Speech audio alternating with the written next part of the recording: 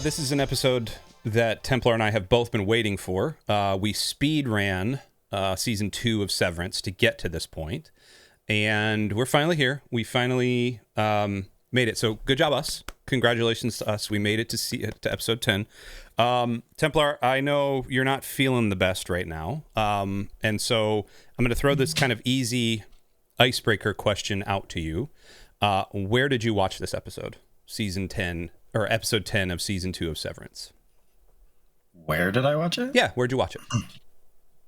Watched it at home with my wife. We've been watching all of it together. So on came out Friday, right? So Friday night after she got home from work, we just threw it on and watched it together. Now, were you in a melancholy mood? Were you in a happy mood? Like, what was the mood going into the episode? Fairly neutral. I think I was looking forward to see how it landed. Okay. We had talked about in our last episode that there was a lot riding on this episode, so yes. I think I was a bit unsure about how I would come down on it, and we'll get into it, but I think I come down pretty positively on it. But yeah, so I mean, I guess a little bit sort of, because if it was bad, I was going to be like, well, this whole season then is kind of not what I was hoping if it didn't kind of land it. So I went in maybe a little bit concerned it wasn't going to be able to deliver. But coming out of it, I felt pretty good. Okay. So you answered my questions as exactly as I thought you were going to. I as well, we came off of a very large conference last week for Lux Digital Church. We were the 3 pastors were in Orlando. We had a lot of speaking, a lot of all the things happening. And I got a chance to watch it on my tablet on Friday when it came out. I was dead tired, exhausted. I was still in Orlando because my son had a robotics competition. And I was apprehensive, I think is the right word. Anticipating, sure. But also apprehensive, because when you invest time and thought bubble resources into something, you want to see it pay off. And I generally agree with you. Before we get into our thoughts, what did your wife, Sarah, think about it overall? She's not that big on Severance. Okay. We watched it together. I think she generally kind of liked it, but we won't get into it now. Like, maybe we'll talk about it. We were talking a little bit before, but we actually don't usually watch that many series, but we've been watching Severance, we've been watching Reacher, and we've been watching The Wheel of Time, yep. Season 3 as well. Yep. And she prefers both of those other ones to Severance. Really? Interesting. Yeah, she's not that big on it. So I think she thought the episode was okay, but she's just not that big on the series in general. Okay. All right, so let's get into it then, because this was the culmination of a lot of our conversation. This was a culmination of the season. This was a culmination of really a lot of plot lines that I didn't know how they were going to tie up. And so right off the bat, we're not going to do our normal recap, because like, if you need a recap, go to Vulture, go to Vox, go to whatever the heck else does the typical recaps. What I think for us, I think we should break down, did this episode fulfill the promises of season 2? And then later on, depending on how much time we have, or if we want to do another episode, we can talk about season 2 as a whole. But for you, give me some of the broad strokes. So let's, even at the very beginning, talking about what Cold Harbor actually was. Did that fulfill what you thought Cold Harbor was supposed to be? Well, to be honest, coming out of it, I still don't know if I understand what Cold Harbor was. Okay. Really. That's fair. That is absolutely fair. It's still a little vague. Mm-hmm. Beyond the idea that they're all like separate. I guess they're all memories of hers, and it's like a test to see if like the emotional trauma, because they lost their child, so taking apart the crib after you've already set it up expecting a child would be pretty devastating. Yep. So to see if it would break through. So I guess it's like an experiment in that sort of way. Mm-hmm. Broad strokes, I think it landed it for the most part. Like, I didn't love the very ending. I don't like the choice that they made at the end. We'll get to that. But I understand why they did it, even if I don't really like it. And I think the point is that a lot of people aren't going to like it. Right. But yeah, I think it's pretty effective. I liked the interaction between Heli and James was interesting. The sort of implications there of like, is he going to try to make her, like, Heli his daughter then, instead of, like, Helena? Like, he's going to maybe, like, permanently have her be severed and be her, like, innie version or something, because he likes that she represents, like, Kier or something. I think the kind of, I guess, resolution or with Dylan, the sort of interaction that he has with his Audi was pretty interesting and not really the way I was expecting it to go. So that was pretty good. So, I mean, short answer, I think it mostly landed it. I guess we can get into more specifics, but yeah, let's start. Overall, yeah, I think it mostly landed it. I think it was pretty satisfying. Overall, the season lands better for me than season 1 did, and I thought it was well done. So. Let's start broad strokes at the beginning then. The 20-minute conversation between Mark and his innie. That was a fascinating bit of technological back and forth. I did have a couple of questions about it that we talked last episode about how some of the narrative cracks were showing. This was another one where the narrative crack almost took me out of the entire episode, because somebody made a comment. I can't remember if it was Cobell or somebody else made a comment about how your severance chip is only tuned to your floor, yet Mark is able to be severed when he walks into a birthing room.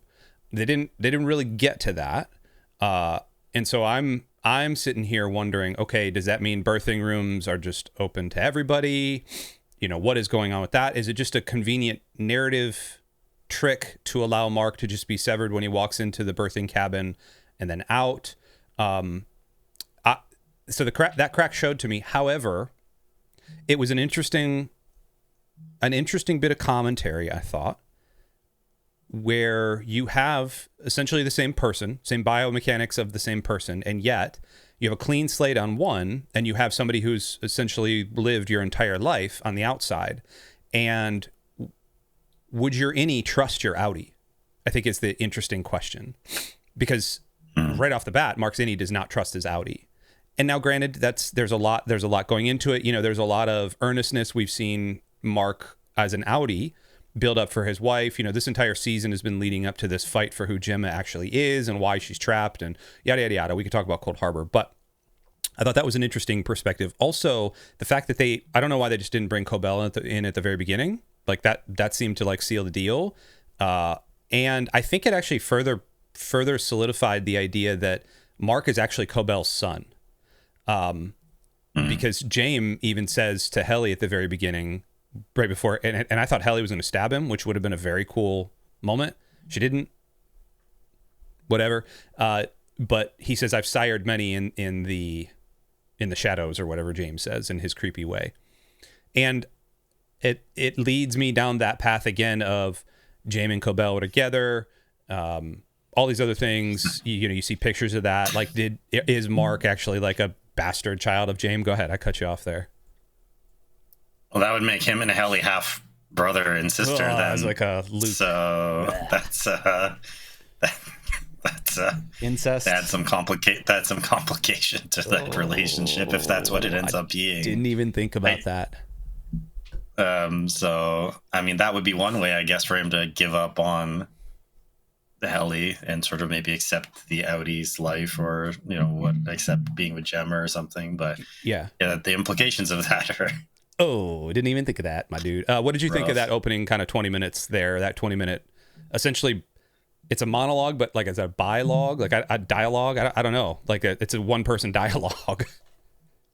Yeah, it wasn't the way I was expecting it to go. I mean, I guess I shouldn't have expected them to just like work great together. The innie Mark got much more sort of angry and aggressive than I guess I was expecting him to, but I suppose he's been lied so much and they've been manipulated so much that he doesn't really have any reason to believe that like the Audi Mark is sort of telling the truth. I mean, he might just be operating for his own interest and not really care if any Mark goes away or something. So I certainly wasn't expecting it. It's interesting. It maybe went on a little bit longer than it needed to, but I thought it was an interesting scene and a pretty well executed in terms of the camcorder and like going back and forth and recording it and that sort of thing. And it does kind of foreshadow the choice at the end that he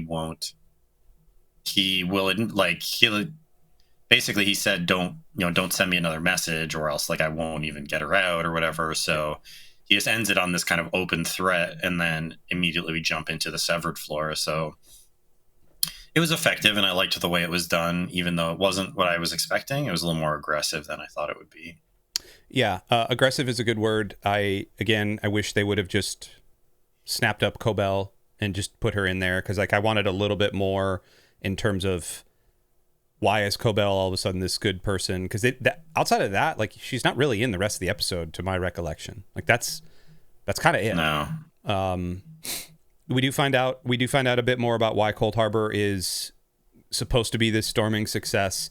One thing I will say about what Cold Harbor actually is, so there's the 25 different personalities that everybody's been working on as the macrodata refinement.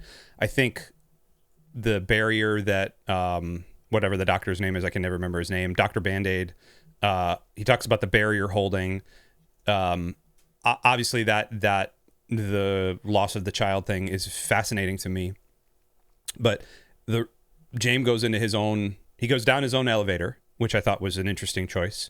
And then, going down elevators has implications for the show all over. Does that mean James is severed too? Like what is going on here? But does that, again, that lends credence to like, okay, is James trying to reanimate himself? Is he trying to reanimate all of these like animatronic people, all the animatronic Egans? Because you see the painting, the really freaky painting of Mark holding his hand up, which is like, we can get to that painting and like how weird it was to see all that. But you see all the characters from the season, including like the initial MDR kind of replacement team. But then at the very top on the cliff in the above the tallest waterfall in the world, as they call it, you see all of the Egan people, which was all of the wax statues. And it's almost like, are they trying to cycle these people back? And then they make an interesting choice as Mark says, okay, I'm going to go forward with the Cold Harbor thing. And he goes to his, he meets up with Heli. Great, fine, whatever. Helene, as Mark's outie calls her, which that was the moment it broke for Mark's innie. And then we get to this like interesting animatronic thing with Milchick. And like, I got to tell you, Milchick was freaking hysterical this episode. He really was.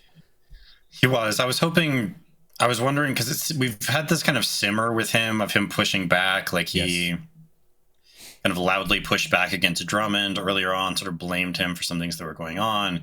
He's talking smack to Kier, like they're giving kind of barbs back and forth. Mm-hmm. I was wondering if it might be where Milchick kind of snaps and like maybe he would help them, or like at least maybe not sort of aggressively pursue and sort of stand in their way. But like, no, not yet, at least anyway. So he still seemed to be. Although he did have that one, he had that one comment where it said like, this is your statue is like 6 inches taller than you were in real life. And there's that deadpan animatronic voice just coming over and saying like, whatever said, thank you or noted or whatever the animatronic said. I thought that was very funny. And then Milchick dips and goes to get the marching band with plastic instruments, which I also thought was very funny. They all had 3D printed instruments. And again, very funny. And then he just gets down. It's almost like they just gave him another freeform jazz moment. And that part was very funny. And then he gets locked in a bathroom. So then we fast forward to Dylan after Dylan has read his kind of statement from his outie, his 3 things. Number 1, F you. Number 2, Gretchen's pretty awesome. Our shared physiology does whatever. Sure. And number 3, like, I want to be as awesome as you are. Like, I thought that was pretty cool. I do wish Dylan had more of a story rather than just pushing the Frito thing in front of the bathroom. Sure. Like I wish there was something else there. Do you, any notes on Dylan before we move ahead from you? No, yeah, I agree. I thought that where he reads the sort of thing, and I guess we assume that he says he agrees to stay. I guess we can assume because he goes back to the main room there. I was hoping more might be done with that, but I mean, in this episode went by really fast. I found for being like an hour and 20 minute or hour and a half episode, I found it really flew by. Despite its length, which was nice. I was hoping Irving would come back for something, but I guess he's just gone. But no, with Dylan, I don't think so. Because then after that, it's all just Mark and going down and like his confrontation with Drummond and with the goat lady. and all of that, and then rescuing Gemma. So Yeah. And so then we get to after Heli and Mark escape from the marching band Extravaganza and Milchick getting down and him getting trapped.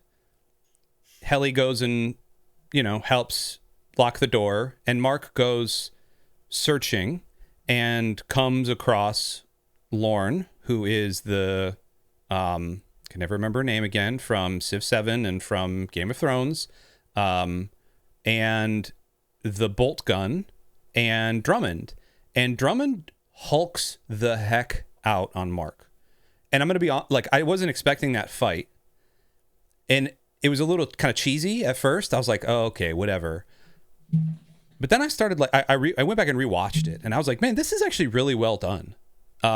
Like the fight itself, the camera angles, when Lorne shows up, like, you knew something was going to happen because Mark needed to live. I didn't think that Drummond was going to get shot in the throat and bleed out in an elevator. Like that. yeah. That was quite graphic for this show, if I'm being honest.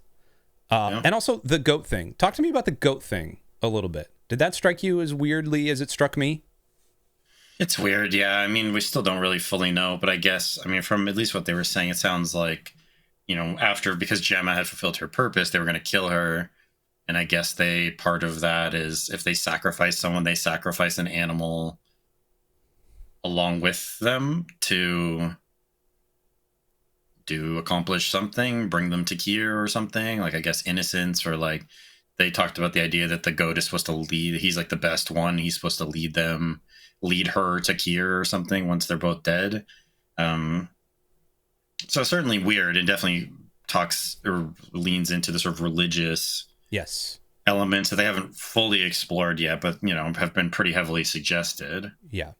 And that's the thing that struck me a little weird, is that Lorne, right there on the screen, she looks almost satanic, like she's like, it's like performing a satanic ritual. Drummond is very calm and quiet. They put the goat in something that essentially is like an ark, like a basket, like Moses would have floated down, and they proceed to ritually sacrifice or go forward with this ritual sacrifice. And Lorne says at the very beginning, how many more times must this happen? Which means it's happened before, right? Like, this is this goat. They have done this before. Yeah, there we go. Like, it's the satanic imagery. So I wonder if in or season 3, which as of our recording now, they have just greenlit season 3, which was a big deal. I find it fascinating that it wasn't greenlit at the end of this episode, which we can talk about in a few minutes. I think they left it on a cliff, at least certain things, knowing that they were going to get a season 3. But even if not, I think they had to thread the needle of, well, if we don't get renewed, what happens? Like, are we gonna leave this on a good note? So anyway, we get to Drummond getting shot in the neck. Mark finally gets down to see Gemma, who wants to stab him with part of the exact same crib that Mark built for their baby. And I got a little emotional. I didn't cry, but I definitely got a little emotional.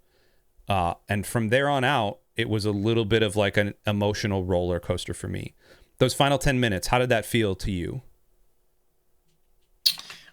Yeah, I mean, it's fairly affecting, I guess. I wouldn't say I'm that emotionally affected, but it's certainly been building a lot. So I thought it was pretty interesting, and her coming with him. And then once she gets out into the room, kind of switching back to her, and that she wants to go with him. And the fact that she does, which is interesting, because, I mean, he comes in covered in blood, and in that case, she doesn't know who he is. Didn't even think of that. And the fact, I think that the guy, the Band-Aid doctor, tells her not to go with him or not to interact with him is probably what makes her do it, because obviously she doesn't trust them. And I guess maybe this is a different personality, so maybe that isn't established there, but I feel like there's in a previous, I think episode 7, she tried to escape on her own. So clearly, there's some amount of resistance there. But anyway, yeah, it's affecting. He goes with her, they go up the ladder, and then he has to convince her again, because then she turns into Miss Casey and leading her to the exit. It's all effective, I would say. And it's satisfying because we've been building up for a season and a half. I don't know when they reveal that Gemma is his wife, or Miss Casey is his wife, or I think the end of season 1. So they've been building for this whole second season that this is what we're building to. And so it's very satisfying when he lets her out, into the hallway, but then it gets immediately undercut because he doesn't go with her. Yep. And he basically follows through with what he had sort of threatened, that like maybe he would get her out, but he wouldn't go out. And then he turns back and goes with Heli, which is nice, I guess, but I don't know what the game plan is there. Because, like, he just murdered someone, and there's, like, unless he's going to go hide with the goat people, like, I just don't know what the plan is. Yep. Because, like, and not that he's maybe thinking rationally, but, so I found that unsatisfying, and I think that's why they did it. They subverted expectations. They expect that he will maybe choose her and go with her and kind of pay off the whole seasons or build up, but then they don't, and I didn't like the choice, but I understood why they did it, because they wanted to subvert what we've been sort of expecting for the whole season to happen. So let's talk. I want to sit on that for just a minute, because that's obviously the biggest point of the episode, right? It ends with this sort of 1970s French film where everything goes from digital back to film. It's funny. I was watching this video that I have pulled up, the Think Story video. Highly recommended. I'll put it in the show notes. Go watch it. And he brings up an interesting point that I didn't realize consciously. I think I realized it subconsciously, which is why it was also emotionally affecting. It goes from digital, as pretty much everything in the season and in the series has been shot, to film, which is how they shot the Mark and Gemma scenes back from Mark's memory, and that entire Chikai Bardo episode. And then it does the same thing when Mark grabs Heli's hand and they start running back into the shot. And as if to signify, like, okay, these were the good old days, or this is who I'm supposed to be with, or yada, yada, yada. Because Mark's in, he flip-flops twice, right? He's going to do it, then he's not going to do it, and then he's going to do it after Heli basically gives him this pump-up speech, this sort of like Hoosiers sports speech, like, hey, I've been trying to think of 3 different other places other than Delaware, and I've got the equator or whatever. Like, it's a interesting kind of like locker room speech, like, get out there, win one for the Gipper. And so the question I have is, Mark knows he's going to die. Like, he knows the end of, at least according to Cobell, once Cold Harbor is completed, they're all going to die anyway.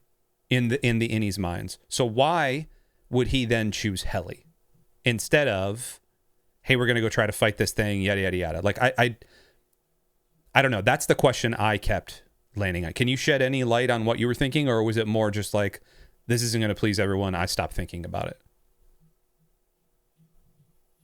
Yeah, I didn't unpack it that much, if I'm being honest, of the of kind of what all the implications of that were, in that, like, again, it didn't really make a lot of sense. Or I guess it's like, it's all he knows, and he doesn't want to die. And if he doesn't really believe the Audi, then if he steps through that door, that might be it, right? So some amount of it just might be like, he might never come back as an innie before again, right? Like, that might be it for him until this reintegration thing, which he seems like he doesn't necessarily even believe is real. So there could be just that element of it too. But no, I didn't unpack it that much. Is the kind of way you looked at it. Yeah, and again, this was me sitting there at a robotics competition, watching robotics for a while. So maybe I just had a lot more like, it was like boredom almost. Not that robotics competitions are boring, but it was just a lot more like open space for me to not do anything except sit there and think about this. I don't know. Oh, like what am I missing here? Like, what are some of the things that you pulled out of this episode that you thought were fascinating, that kind of fulfilled or didn't fulfill your expectations of the season? Yeah, well, the very ending didn't fulfill my expectations. Right. I mean, beyond that, I would say it was mostly fulfilled. Like, I was hoping Milchick maybe would turn. I was hoping maybe some other people would kind of show up. It was like some of the supporting characters didn't really have a lot to do in this episode. But again, it's been building for this Gemma Mark thing. So I'm glad that they devoted a sufficient amount of time to that to sort of pay it off as best as they decided to do. So there's not that much that I was kind of left with dissatisfied. Overall, I enjoyed it. I think they landed it pretty well, and like the season sort of comes down in a good way for me because of that. Something that I missed, and maybe it just wasn't in the episode, but they didn't really talk about reintegration. So they spent like a couple of episodes doing the reintegration thing. They kind of hand waved and said like, hey, this is a thing that can happen. And then it just like, bleh, just, it's like, oh, this thing can happen. And then the innie doesn't believe it. And we're just going to leave it. I don't get that. Like, I feel like that's wasted ink space. Yeah, it does seem like they were setting the groundwork there for something that they didn't really pay off, especially because they had a few episodes that dealt with it, and then they flooded the chip, which the way they're setting that up would make it seem like this is going to have a significant impact. And then we have the whole episode where he's like kind of has a stroke or had something where he's like down and he's out. But then he gets back up, and it doesn't really seem like much has changed in terms of the reintegration. Like, it doesn't seem like the halves were sort of closer to being together, which they should have been. Like, he should have been maybe seeing more crossover at that point. I feel like after they flooded the chip and did that, it's kind of referenced, but then, yeah, nothing is really done with it. And it seems like, again, there's a hard break. And even when he's going back and forth in the birthing cabin, there's nothing there, which I thought they might have had something pop up there with it switching back and forth so much that might have triggered some kind of bleed through. But there's nothing, and maybe because they didn't want it, because that would have undone what the innie was thinking. But yeah, it does leave it fairly open-ended, and for something that they teased back in, like, I don't know, the third or fourth episode of season 1, they've really been slow rolling it in terms of paying that off. Because all that stuff with PD has kind of amounted to nothing at this point. Yep. And so this is where I wanted to turn the conversation a little bit, because I think overall season 2, how do you feel broadly about season 2? You don't give it a number rating yet. I'm going to give it a number rating. I think we could do that later, out of 10. Okay. But like, on the whole, how do you feel about season 2? Good. And like, I would say better than I felt about season 1, probably. Okay. Yeah, and like, I mostly liked how it ended, and there were some good episodes, and there were some that weren't that great. And ultimately, I mean, we've talked about on a previous episode that they have said that the creators have said that they would pay everything off. So if that's true, then presumably these questions will be answered. And if they are, then again, that I kind of feel better about it if it leads somewhere. So I guess I would still say I'm probably not in love with it. Like, I know a lot of people view this show as kind of a masterpiece, and I still think, even though I like this season more, I'm not there with it. So yeah, generally positive though, and I would say I enjoyed it more than season 1. I agree. I have a thought about that, and my thought is this. So on the whole, season 2 was better than season 1. However, and this is gonna, like, I know my brother, hey Mike, he watches this. He and I had after I posted the Severance is a season 1 is a 7 out of 10 video from us, which you can check out in the links below if you want to hear our thoughts about that. He like hit me up. He's like, yo, are you crazy? This show's like this is a 12 out of 10 or whatever. And I'm like overstating him a little bit. Sure. And I don't know that I agree with that. And here's why. I think this show is aggressively like a 7.5 out of 10. Aggressively, maybe aggressively an 8 out of 10. It's not like It is not masterpiece television, but it's also not just CSI drivel. It's very well shot. Yeah, it looks good. The music is brilliant. I like the way they do music stuff is brilliant. I think even some of the non sequitur stuff they do, like Milchick just leading a marching band, like that's silly. And yet, like, it has ties into the rest of the thing. Like, I get it. There's all sorts of hidden things. And, like, if you want to deep dive into this thing, you can deep dive. He sells that scene so well. That actor absolutely crushed that whole... I don't know the actor's name, but Milchick crushed that entire thing, all of it. He did such a good job with that. And I watched they did a Paley. I don't know if I sent you the clip, the Paley clip where, or I might have sent it to my brother. It was on Instagram, but the Paley Media thing where they bring everybody in and they do like a whole big roundtable thing and whatever. And it was like this from this weekend, maybe on Saturday, and somebody was recording it and they posted it to Instagram. And Milchick led in, the actor who plays Milchick, he led in the USC marching band from University of Southern Cal. Oh, okay. And he was doing the dance thing, and they were playing the Kier song that they were playing. It was so good. He's freaking fantastic. He nailed that. Yeah. Yeah. Even even just the dance party thing, like, which I have over here, him and Mark dancing, like, it's really good, right? So all of that stuff's good. It's colorful.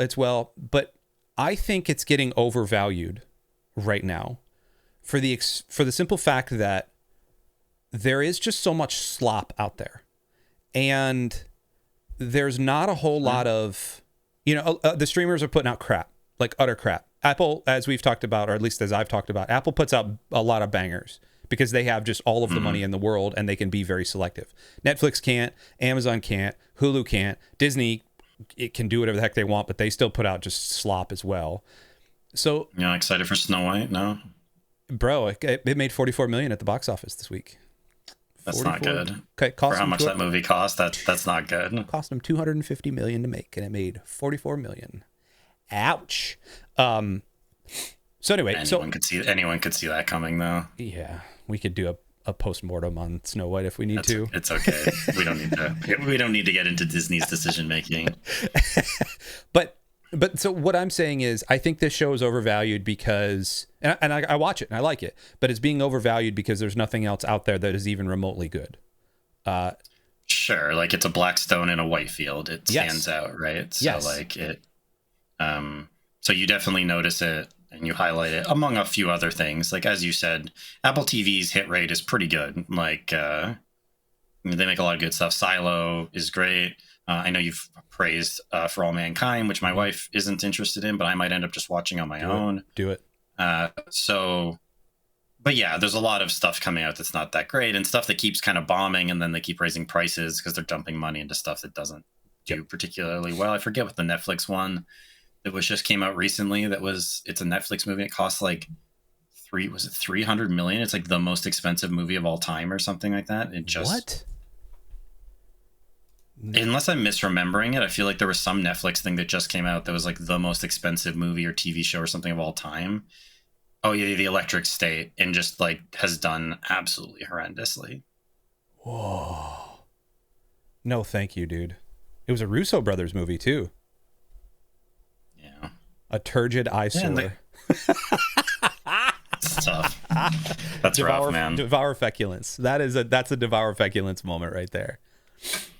I don't know. Yeah, no. So I agree with you. I think it's being somewhat overvalued because there just maybe isn't that much great TV right now. So when people latch on to something that is quite good, they're kind of over the moon about it. And, I don't mean to diminish what people's takes on the movie or the show are. If they love it, then that's fine. They love it. I like it, and I think it's good. And I will watch season 3. Yes. But I'm not going to be falling over myself to watch season 3. No. No. I know, to all of our Lux mates out there who have been DMing me about this show, and we've been talking about it in DMs, I will say, like, it's okay. Keep DMing me, and I will keep talking to you about this show because I like the show. Sure. But also, I'm moving on. Like, I've got other things to worry about. Like, Paradise is very good so far. I'm watching Station 11, according to our brother in Christ, Saint Bear. Saint Bear. And that is another aggressively okay show. I told him I'd get through it, and I'm on episode 9 and out of 10 episodes, and I tell you what, they better wrap some stuff up because, oh boy, it's going into some weird places that I also, in a post-COVID world, I don't necessarily know how I feel about it, but we'll get there. Shout out St. Bear. Yeah, thanks. Thank you, St. Bear. All right, what else? Anything else about season 2? I don't know, man. It was good.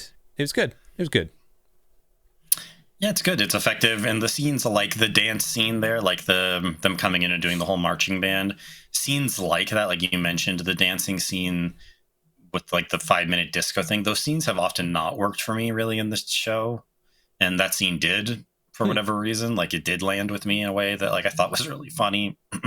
Excuse me, thought was quite funny, and I was into it, and I'm interested to see because now I think we're going to get in season 3. I assume we'll have more Gemma, Audi Gemma stuff, and I'm interested to see where that goes. Yeah, And kind of what she does now, especially if Mark's any Mark.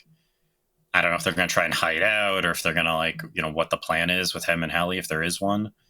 But I'm interested to see what happens with that, and what more revelations there are. So yeah. I hope more gets paid off, though, because you can only slow pay things so much before I need something from you, before I need a payoff of some kind. Yeah. Like maybe the reintegration starts happening when he's any Mark. Like maybe it starts hitting him more, and then that will sort of bring him into it. Like there's some interesting ways it could go, right? Maybe. So but I think in terms of what we talked about, we've covered it.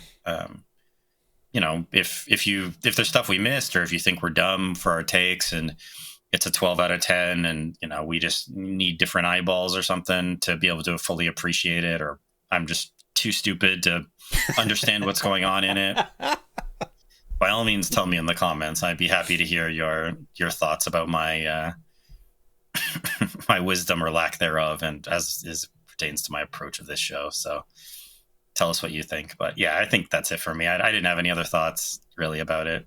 I think we've talked. I'm going to give it a post-mortem, maybe a week or two later, and we'll see if we need. You and I can talk if we need to record something else. I feel like the rest of the internet is talking this show to death right now, and that's fine. I'm seeing Milchick pop up in astounding ways on TikTok and Instagram, and I think that's very funny. It's built for memes and gifs of yes, like that whole sequence is built for that, right? 100%. And like I know Ben Stiller would, and his writing team probably didn't anticipate that, especially 3 years ago when they were writing this season. But sure, it's very, very funny. I will say just the last little bit here. I have a freeze frame up on my screen of Mark and Heli running.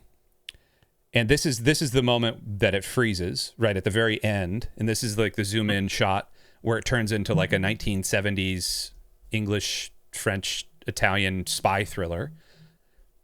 And it's very cool. Like it's very well done what they did here. This is this whole 400 Blows by Francois Truffaut. They do the same thing there where it zooms in on the kid. Very well done. And also like you would have to be a cinema geek to realize that's exactly what's happening. And maybe this is a show that you and I aren't smart enough because we're not cinema geeks. I don't know. Or that you just have to dive into to really understand, right? Because I mean, however long this video is has been running behind us as we've been talking, like they've had that for every episode. There's always something, and then probably even they missed something, right? This is definitely a show where it seems like an enormous amount of effort was put into hiding things, having clues to things, really having it be a mystery box show, but also a mystery box show in multiple ways. Like Silo's a mystery box show, but I don't think there's stuff hidden in every frame of Silo. No. Where this is a mystery show and there's stuff hidden in every frame of it. Yes. And maybe there's stuff hidden in Silo. I don't know. I'm dumb. Yeah. So yeah. I mean, even this dude, Think Story, has 3 videos that have come out in the last 3 days about Severance. For episode 9. Yeah, for season 2. For season 2. Like here's episode 10. Here's the things, and then here's the praising Kier Severance theories. Like keep grinding. Yeah, man. He's got to keep that. What has he got? He's got he's getting close, man. He's getting close to the million. 761. Keep doing it, buddy. I'm proud of you. I remember watching when he was just a little babe of 50,000 and he was breaking down Game of Thrones. Oh, I remember him when. Well, on that note, anything else before we jump up out of here? This episode's been very long, which is fine, but I think we've covered it. I think so. So we might do another episode talking about the whole season 2 overall. We'll see kind of how that lands.